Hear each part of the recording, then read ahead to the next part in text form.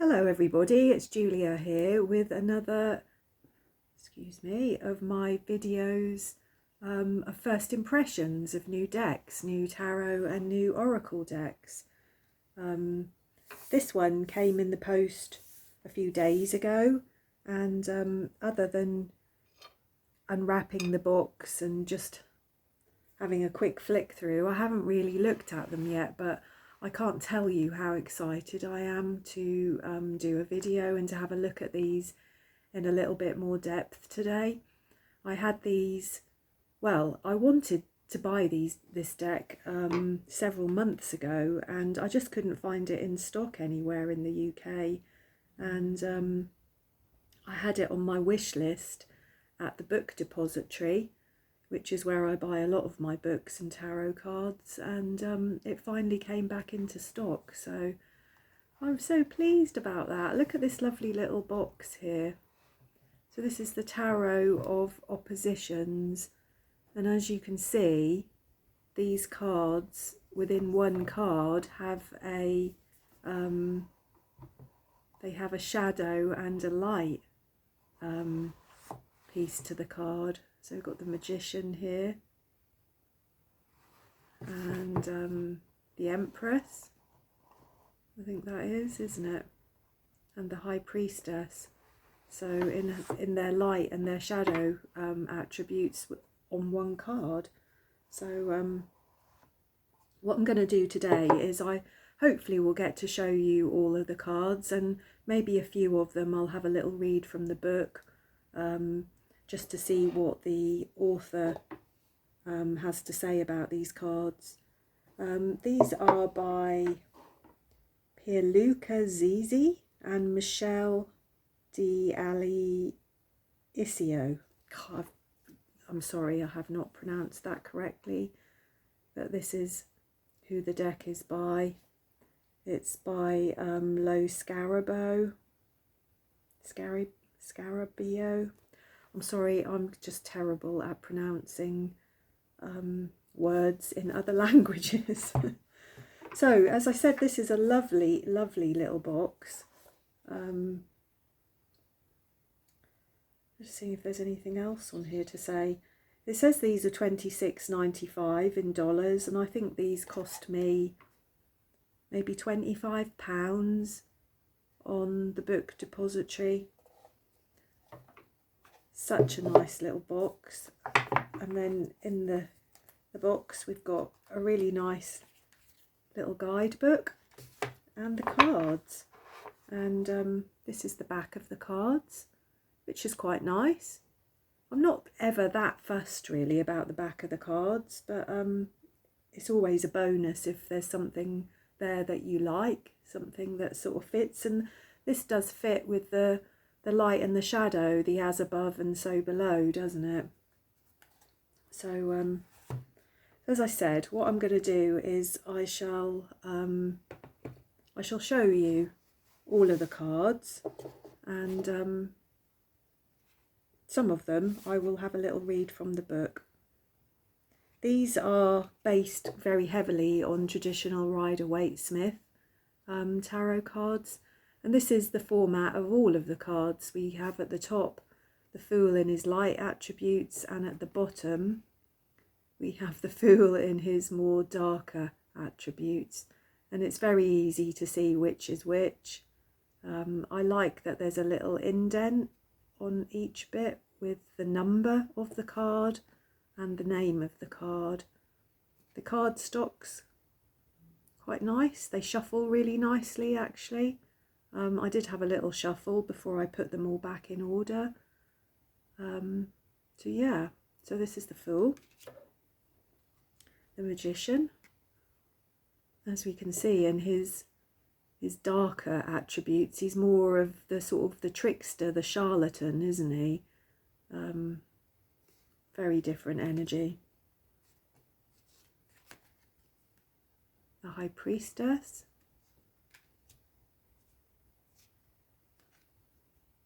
the Empress,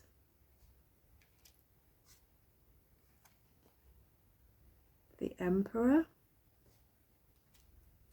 the I think this is quite interesting. This one, the Hierophant, we see him in his light attributes there with his arms open and he's smiling and he's engaged, isn't he? He's kind of welcoming and engaged with his audience, with his people. And in his darker attributes, he's kind of self-involved and cut off and distant from the people around him. Got the Lovers, and in its light attributes there's a giving here, isn't there? And in the darker attributes there's more of a taking, isn't there? An expectation, a taking of something. The Chariot, in his light attributes, he's fully in charge, heading towards something.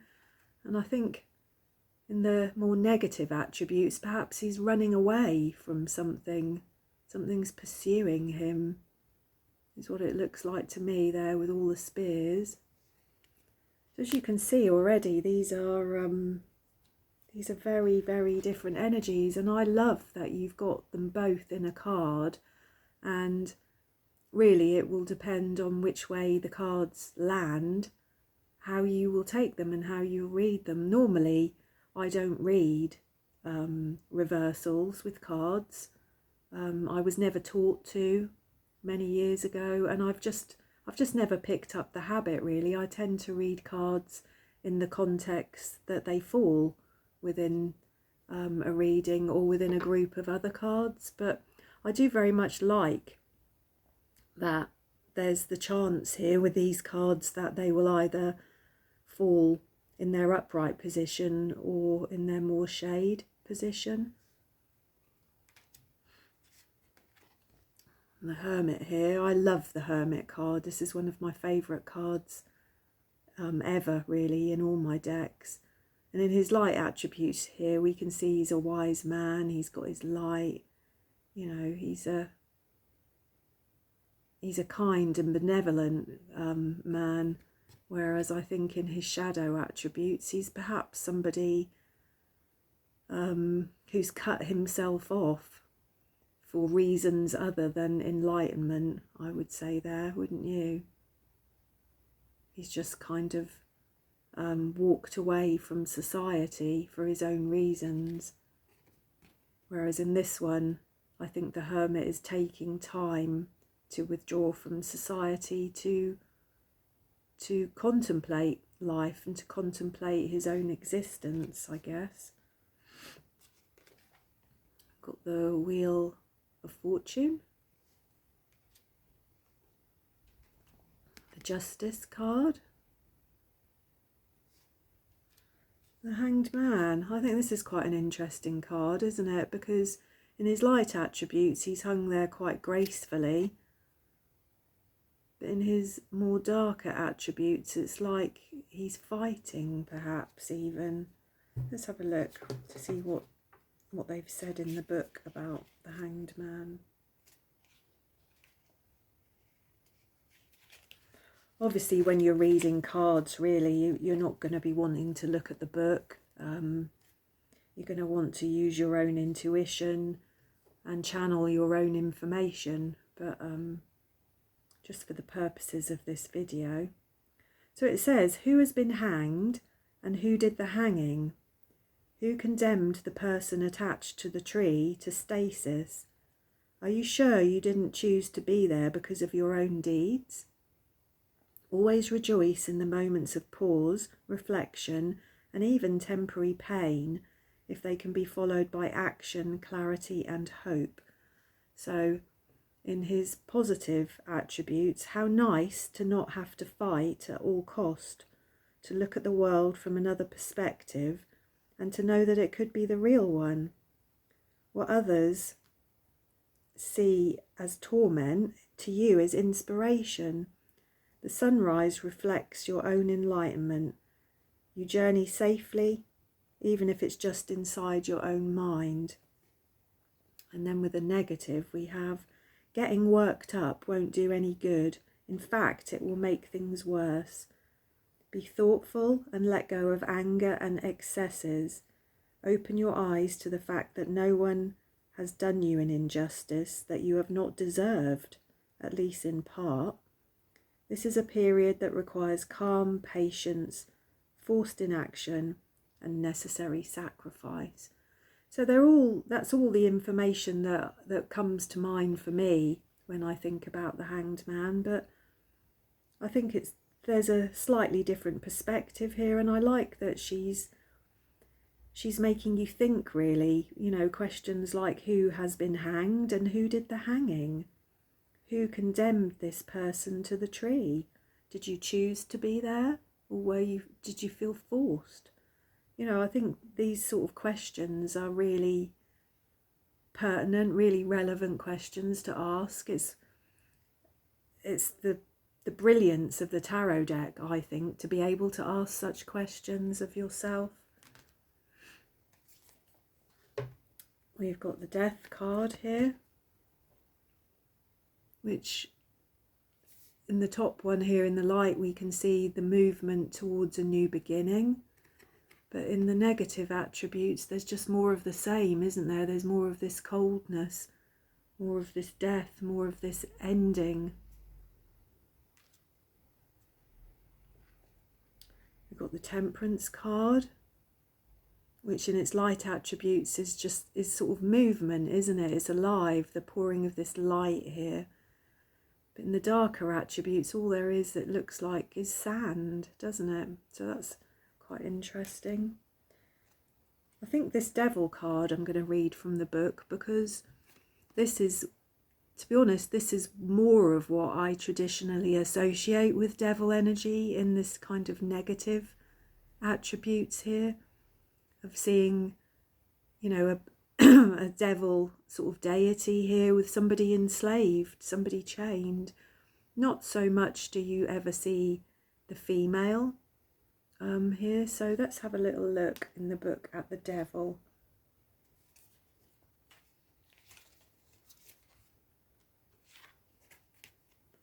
So, to better understand light and faith, you must travel in darkness and despair.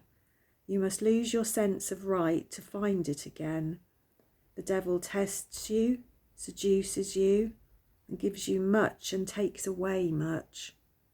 You have knowledge of the right ideas that others reject.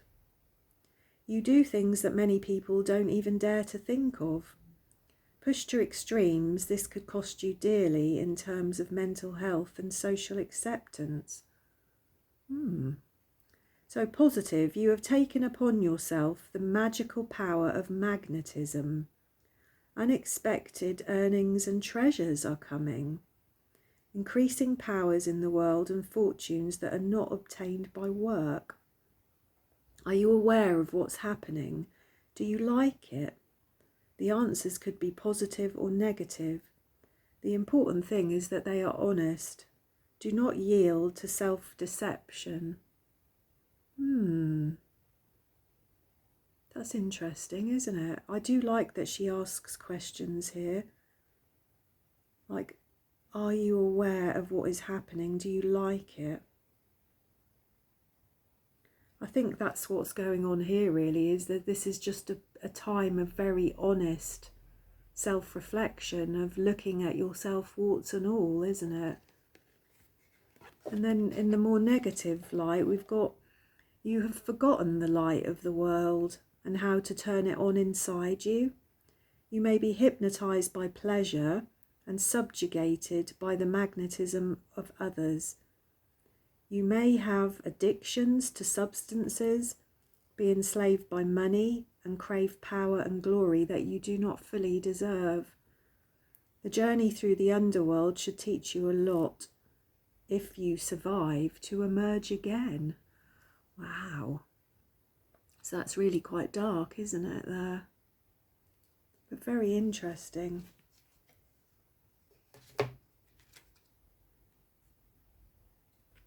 Got the Tower.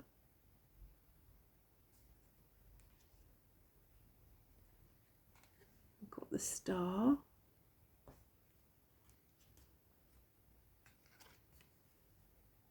The Moon. the sun. That's beautiful, isn't it? And the little girl there, or the little boy actually, isn't it? It's a little boy in the sunflower fields. It would be a boy, wouldn't it? The sun is a masculine card. So yeah, a little boy in the sunflowers. But in its dark attributes, look at him, bless him. Turned away from the sun, thin, upset, unhappy. The sunflowers are dying. I suppose it's almost like this is the cup half full and this is the cup half empty, isn't it, perhaps?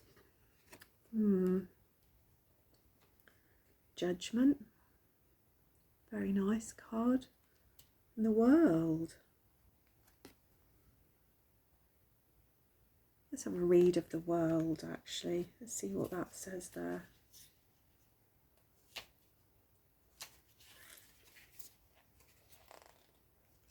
So, a great cycle is nearing its conclusion or has already found its end. Life needs new beginnings and conclusions, and you must take stock of the past and use its energy to immerse yourself in the future. What new paradigm do you want to experience? In which direction will your world go in? In which horizon of consciousness will you walk? Everything is possible for those who are willing to choose. So positively, complete success and absolute fullness lead to the conclusion of major problems and the happy resolution of them in peace and happiness.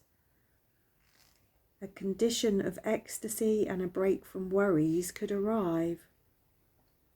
But on the other hand, the future is malleable like clay. The fulfilled life depends upon the right desires and the ability to rejoice together with the planet. So in its negative attributes, this is partial success, and satisfactory results may also presage the end of problems or worries. New intentions are favoured, as well as the beginning of relationships, work and travel. All of this will require abandoning rigid certainties and letting yourself be carried by the beautiful possibilities that life offers. So I guess in the light attributes, this person here is open to the possibilities of this new beginning. And in the darker attributes, not so sure. Needs to turn around and kind of face it, really, I guess. So let's have a little look at the minor arcana here. So we've got the Ace of Cups. I think one hand giving, the other hand taking. The Two of Cups. The Three of Cups. The Four of Cups.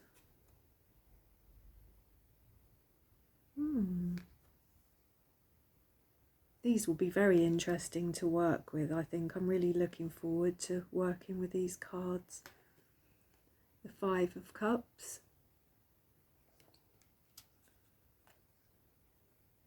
The Six of Cups. Oh, look, that's so sad, isn't it? And its negative attributes. Little boy there on his own, not with his dad.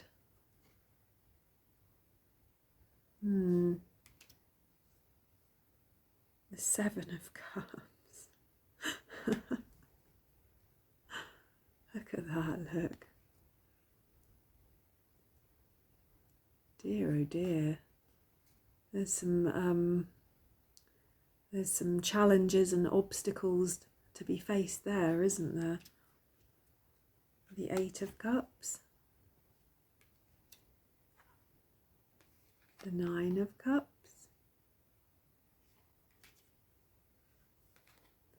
The Ten of Cups. They're very simple messages, many of these cards, but I do like them very much. The Page of Cups.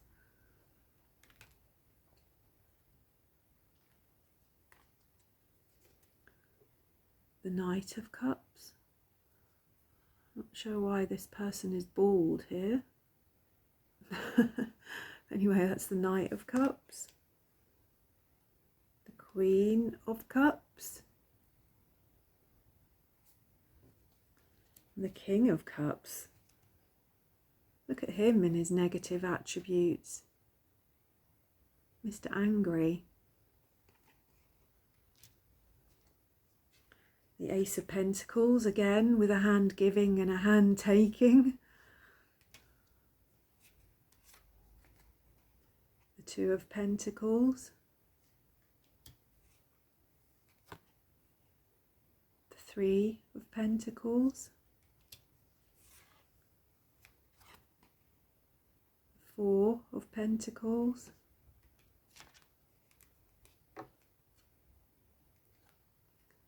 The Five of Pentacles.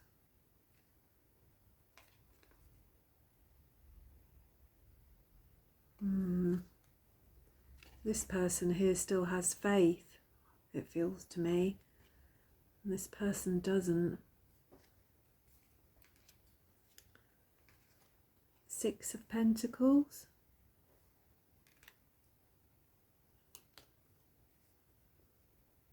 Seven of Pentacles.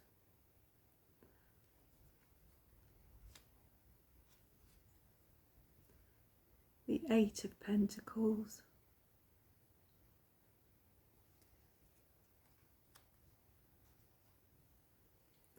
The Nine of Pentacles. It's funny. So this is like the sharing of this abundance, really, isn't it? And in its more negative attributes, just like, I've got it. Bugger him, I've got it. I've got something nice, rather than the sharing.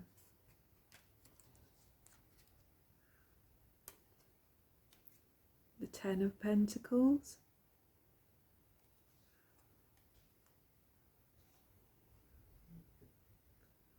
The Page of Pentacles.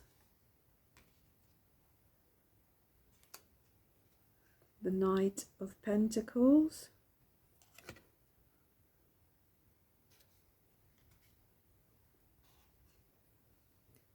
The Queen of Pentacles.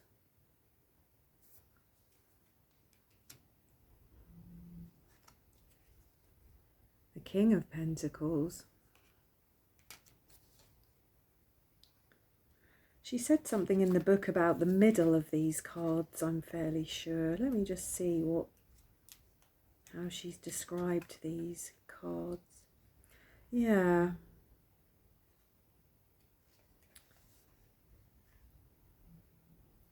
I'll just read you actually before I carry on. The Tower of Oppositions allows you to observe two different aspects of each card at the same time. This is not an invitation to see these halves as separate, perhaps as inevitably good or inevitably bad.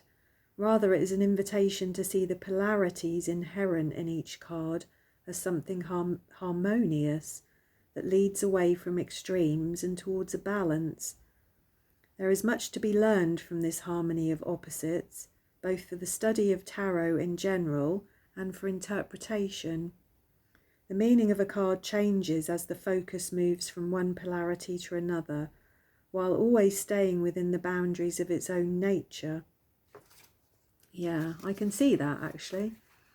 So the artistic premise at the core of the Tower of Oppositions allows the reader to embrace the spiritual law that connects what is above with what is below, and what is positive to what is negative. For the sake of clarity, we refer to the two halves of the cards as positive and negative, but there is no judgment implied. Think of a battery with its positive and negative terminals. Both are necessary for full energy flow. Positive alone just sits there, inert, as does negative. But the positive and the negative together is what gets things moving. It's that kind of push and pull, isn't it? At the centre of each card is a liminal space where the two polarities dialogue, often allowing the passage of objects, symbols and energies from one extreme to the other. So give special attention to these in-between places, for here are the truths and the breakthroughs to be found in the energy that flows from one polarity to the other. Yeah. We can see that, can't we? I mean, in the middle of this card, we've just got two hands with the same branch, but both of these people are coming from this this place with different mindsets, aren't they? That's all it's about, really. It's the different mindset involved in the actions within these cards. The Two of Wands.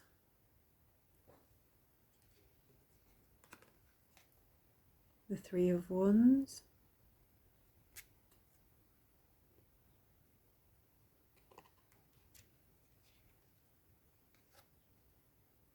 The Four of Wands. The Five of Wands. As you can see, they're both doing the same thing, but with very different intentions, aren't they? I think that's what it's about. The polarities are the different intentions and the different attitudes of the people involved. The Six of Wands, in his more negative attributes. That's ego, isn't it? That's pride and ego and vanity. The Seven of Wands.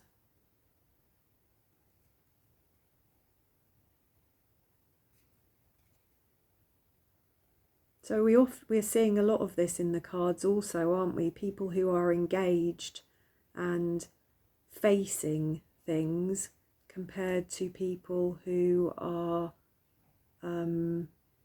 feeling punished or burdened by things, that things are being done to them rather than them being part of something, I think is what's going on a lot in these cards. It's the Eight of Wands.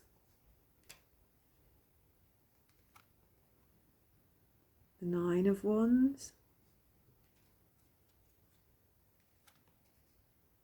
The Ten of Wands. What's going on there?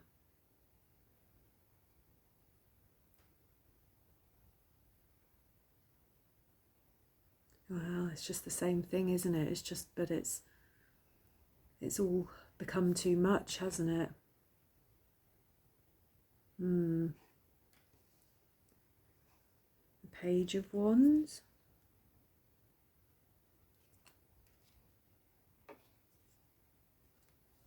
The Knight of Wands. Beautiful Queen of Wands. That's who's on the box, actually, isn't it? Yeah. This one in her more negative position. It's the Queen of Wands.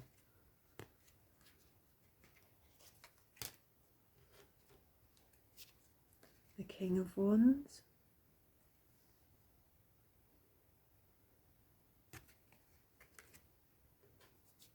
The Ace of Swords.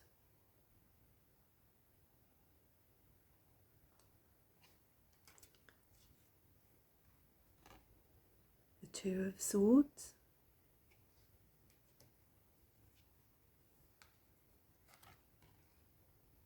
The Three of Swords. I think the only difference between a lot of these cards is they are polarities, aren't they? So one side shows you an attitude of love, and one shows you an attitude of fear, doesn't it?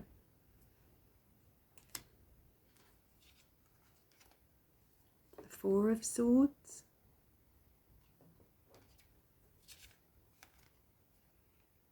Five of Swords. The Six of Swords.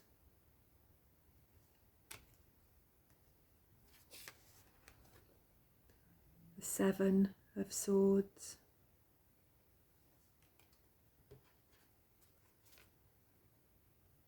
Eight of Swords. It's interesting, isn't it? The empty chair with a piece of rope on it. And then in its negative attributes, we've got the person sat tied up. So this is very definitely a state of mind, isn't it? As is the Nine of Swords. And this one, they're kind of reversed, aren't they? Interesting. I very much look forward to using this deck. In fact, you may well see it quite soon, because I am feeling quite impatient to start using this deck. This is the Ten of Swords. Blimey, look at that, look.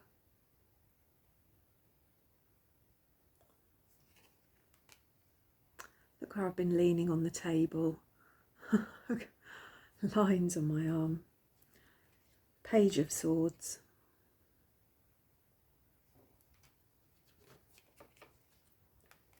The Knight of Swords.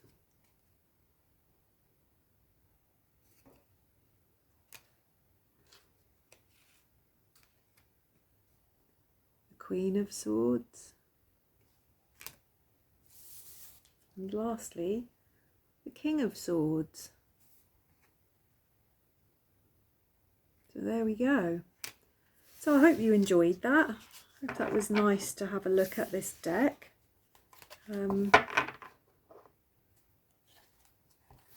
I think if you like tarot cards and you read a lot, I think this would be a fantastic addition actually to anybody's tarot collection. I'm really pleased with this deck. I'm so glad I bought it, and I haven't got a negative thing to say about it, really. The guidebook doesn't have a huge amount of information, but as you can tell from my reading just then, there's enough, isn't there? I think in English there's about 53 pages out of this book, and then everything else is in different languages. But there's a few sample spreads in here, and I think actually there's quite a lot. There's a few sort of reading examples there. But actually I think there's an awful lot of information about the positive and negative, the light and shadow attributes of these cards, and really what the premise was for designing and producing these cards. I think it's a fantastic idea. I'd actually love to see this. Light and dark within other decks. I know there are a few others around, and I may be inclined to buy those now. But anyway, there we go, the Tarot of Oppositions. I hope you enjoyed that. Do give me a thumbs up if you did, and please do subscribe to my channel if you haven't done so already. That would mean the world. It enables my channel to grow, and it enables me to grow. So anyway, take care everybody, and I will see you soon. Thank you.